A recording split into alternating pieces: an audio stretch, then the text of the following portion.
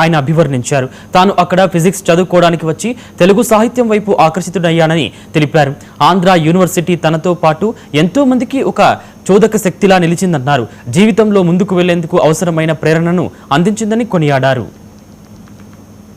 ఈ తేజస్సుతో కూడినటువంటి విద్య మీ ధీశక్తిని మరింతగా పెంచాలని, అసత్యం నుంచి సత్యం వైపుకి నేర్చుకోవటం మూలంగా మనం అందరం కూడా మృత్యువు నుంచి అమృతత్వం వైపుకి ప్రయాణం చేసేటువంటి ఒక అద్భుతమైనటువంటి మీ జీవితాల్లో ప్రయాణానికి ఈ విశ్వవిద్యాలయం అనేటువంటిది తొలి మెట్టు కావాలని, ఇక్కడ అడుగు పెట్టిన దగ్గర నుంచి మీ ప్రయత్నం ఎక్కడెక్కడికో వెళ్ళాలని. ఎందుకంటే నేను ఇక్కడికి వచ్చిన తర్వాత ఫిజిక్స్ చదువుకోవడం కంటే పోయిటరీ ఎక్కువ రాశాను. నేను ఇక్కడికి వచ్చిన తర్వాతే నేను ఆ లైబ్రరీలో సైన్స్ పుస్తకాల కంటే నేను తెలుగు సాహిత్యం ఎక్కువగా చదివాను.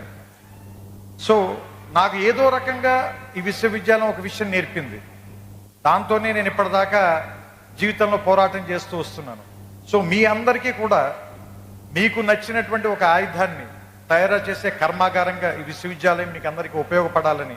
ఎందుకంటే ఇక్కడ ఉన్నటువంటి పైన ఉన్న డిగ్నిటరీస్ అందరూ కూడా ఒకళ్ళు వ్యాపార రంగంలో, ఒకళ్ళు రాజకీయ రంగంలో, మరొకళ్ళు ఏమంటారు దాన్ని దేశ విదేశాలకు వెళ్ళి రకరకాల ప్రాంతాల్లోకి వాళ్ళ తాలూకు ధీశక్తితో ముందుకు వెళ్ళారంటే వాళ్ళ ప్రయాణం మొదలుపెట్టినటువంటి మొదటి